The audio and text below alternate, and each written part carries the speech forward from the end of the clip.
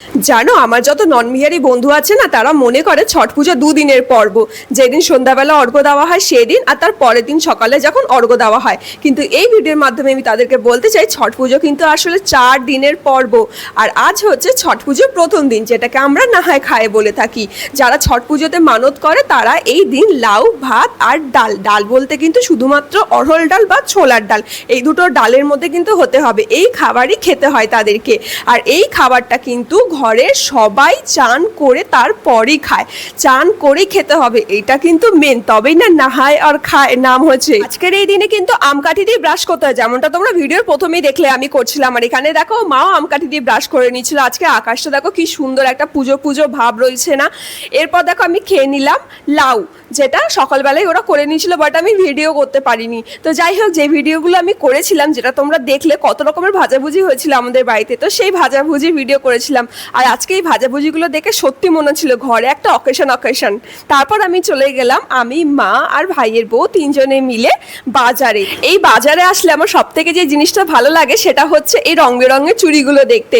এখান থেকে আমি চুড়ি কিনে নিয়েছিলাম, সেটা আমি তোমাদের পরে দেখাচ্ছি। আর মেনলি যে কারণে এখানে আসা সেটা হচ্ছে এই মাটির বাসনগুলো কেনা, যেগুলো ছট পুজোতে লাগবে। তো আমরা এখানে কিছু বাসনপত্র কিনে নিয়েছি। তারপরে এই বাজারটা দেখো, বিশাল বড় বাজার, যেটা তোমরা আমার যদি আগের বছরে তোমরা ছট পুজোর ব্লগ দেখে থাকো তাহলে এই বাজারটা অবশ্যই তোমাদের মনে থাকবে। তবে এখন মানে আজকে যে গেছিলাম খুব একটা জিনিসপত্র বসেনি, কারণ সবে আমরা মানে তাড়াতাড়ি চলে গেছিলাম। আর যত একটু দেরি হতো তত একটু আরও সবাই বাজার নিয়ে বসতো, আর ভিড় মারাত্মকভাবে হতো। আমরা এখন যাচ্ছি যেই নদীতে আমরা ছট পুজো করতে যাব, তো সেই নদীতে বার এসছে, তোমরা দেখেছো। তো এখন জল শুকিয়েছে কিনা সেটা আমরা এখন দেখতে যাচ্ছি।